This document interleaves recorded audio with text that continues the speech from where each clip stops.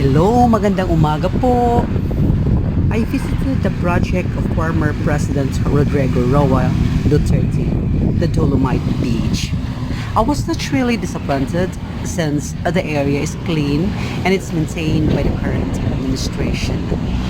But the last time I visited Dolomite Beach, last December of 2023, I was really disappointed since there were garbage everywhere and I thought was not looked after by the city of Manila.